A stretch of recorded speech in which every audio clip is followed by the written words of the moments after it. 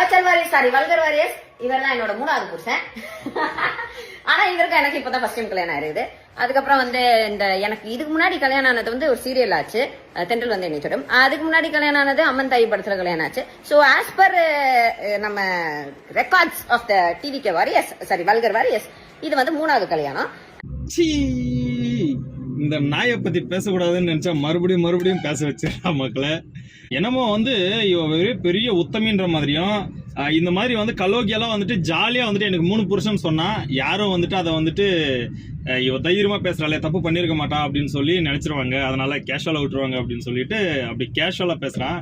மனசுல மரண பயம் இருக்குது அப்படின்றது நல்லா கண்ணிலே தெரியுது. அதை நல்லா மறைக்க சொல்லுங்க. இந்த நாய் ஏன் இப்ப இப்படி குலைச்சுன்னு இருக்குது அப்படின்னு சொல்லிட்டு நீங்க கேட்டீங்க அப்படின்னா உண்மை என்ன அப்படின்னு சொன்னா இந்த நாயை வந்து பிலிம் இண்டஸ்ட்ரியில யாரும் கண்டுக்கிறது இல்லை. இது வந்துட்டு வாயை வச்சு வியாபாரம் பண்ணிருக்குதுன்னு வச்சுக்கோங்களேன். அந்த மாதிரி ஒரு கேட்டகரியாஸ் அந்த நாய் தான் இது. இது முக்கியமா வந்து இது சொல்லுது வல்கர் வாரியர்ஸ் தான். வல்கர் வாரியர்ஸ் யாரா அது? வல்கர் வாரியர்ஸ் யார்? இவளை வல்கரா பேசுறா, யார் இவளை திட்டுறா, ஒண்ணுமே தெரியல. ஜிபி முத்து தான் அடிக்கடி சொல்லுவாரு, ஏழை இப்படி பண்றீங்க, செத்த பழலா, கிறுக்கு மென்டல் பழலான்னு வரு. அந்த மாதிரி இவளை யாரு தாண்டா திட்டுறீங்க? யாரும் இவளா வந்து கற்பனை பண்ணிக்கின்னு இதுல கற்பனை பண்றதுல இவ எக்ஸ்பர்ட். ஏன்னா பிக் பாஸ் நிகழ்ச்சியிலேயே இவளை வந்துட்டு காரி துப்பி கழுவி ஊத்தி செருப்பால் அடிச்சு கழுத்தை பிடிச்சி வெளியே தள்ளினாரு கமல் சார். அவர் சொல்லியே சொன்னார், அது கற்பனை கிடையாது, அதுக்கு பேர் ஹாலுசினேஷன், மென்டல் மென்டல் மென்டல் அப்படின்னு சொல்லி நான் பைத்தியமான்னு சொல்லிட்டு பைத்தியக்காரி மாதிரி உள்ள வந்துட்டு தெரிஞ்சான். சும்மா அந்த மேட்டை இஸ்து கீழே தள்ளினதுக்கு அப்படியே கீழே விழுந்ததுக்கு யாருக்குன்னா வயிற்று வலி வருமாடா அப்படின்னு சொல்லிட்டு சுத்தி இருந்தான். அப்பேற்பட்ட ஒரு நாடக கம்பெனி நாடகக்காரி நாய் தான் இந்த ஜூலி. அந்த மனுஷன் வந்து இந்த மாதிரி விஷயங்கள் எல்லாம் கண்டுக்கிறது இல்லை. ஏதோ நம்மளை பேசுறதுனால 4 ரூபாய் வருது, அதை வச்சு வயிற்று கழுவிக்கிறாங்களா அப்படின்னு சொல்லிட்டு விட்டுட்டு அவர் பாட்டில் போயிட்டே இருக்கிறாரு. அதனால வந்துட்டு இந்த மாதிரி நாய்ங்கெல்லாம் தூரத்துல இருந்து குலைச்சி வயிற்று கழுவிக்கிறாங்க.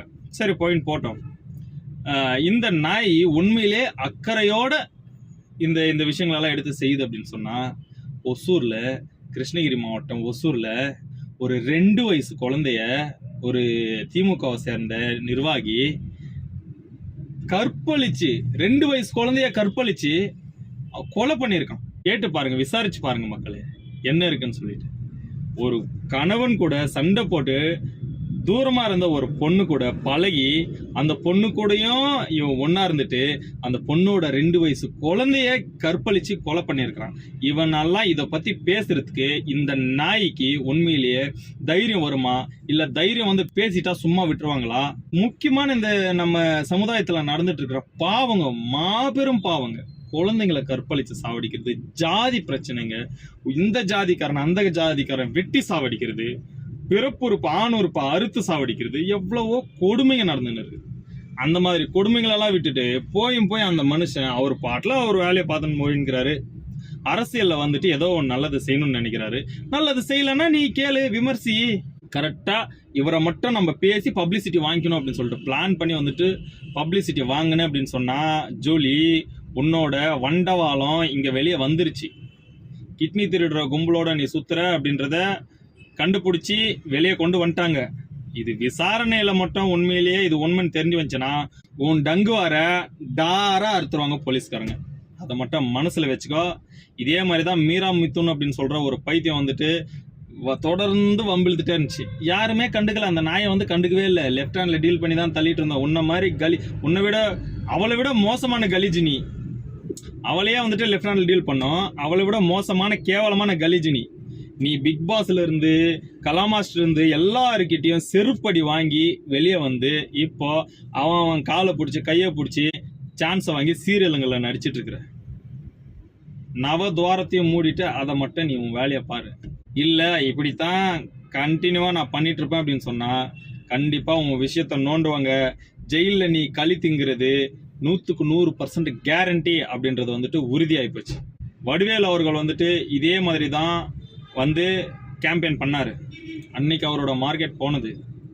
இன்ன வரைக்கும் அவரோட மார்க்கெட் திரும்பி எழுந்திரிச்சு நிக்கல, முடியல, அவரால் சஸ்டெயின் பண்ணவே முடியல. அந்த மாதிரி தான் நீங்க ஒரு கட்சியை தேர்ந்தெடுத்து சப்போர்ட் பண்றீங்கன்னா இங்க பாருங்க, எனக்கு வந்துட்டு பர்சனலா டிஎம்கே ரொம்ப ரொம்ப ரொம்ப பிடிக்கும்.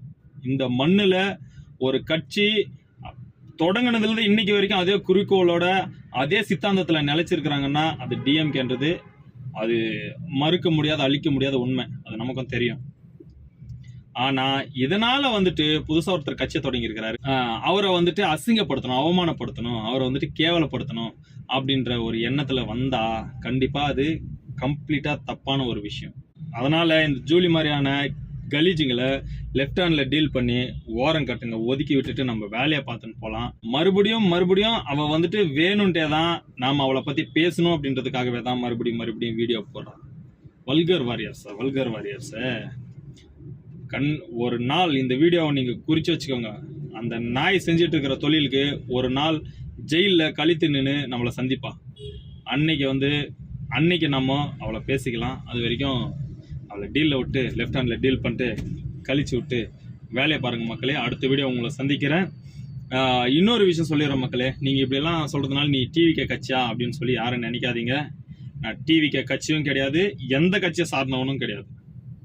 நான் இதே மாதிரி அண்ணன் உதயநிதி அவர்களை யாருன்னா வேற எந்த கட்சியிலிருந்து தப்பாவோ கேவலமாவோ பர்சனல் அட்டாக்காவோ குடும்பத்தை தாக்குனாவோ நான் கண்டிப்பாக அதுக்காகவும் பேசுவேன். நான் யாருக்குமே ஒரு கட்சி சார்ந்து போக மாட்டேன். எப்பவுமே நம்மளை போல பாமர மக்களுக்கு நல்லது செய்ய யார் வந்தாலும் அது இந்த நாட்டுக்கு நல்லது. அதனாலதான் வந்துட்டு ஒரு மனுஷனை எதுல நீங்க விமர்சிக்கணும், எதை செய்யணும் அப்படின்றத அதை பார்த்து செய்யுங்க அப்படின்னு சொல்லி தான் நம்ம வந்து சொல்றோம். தனிப்பட்ட அட்டாக் வேணாம், பர்சனல் அட்டாக் வேணாம். இந்த தலைமுறையோட அரசியலை நாகரிகமா கொண்டு போவோம் மக்களே. அதனாலதான் இந்த வீடியோ மேட் பண்றேன். அடுத்த வீடியோவில் உங்களை சந்திக்கிறேன். நன்றி, வணக்கம், பாய் மக்களே.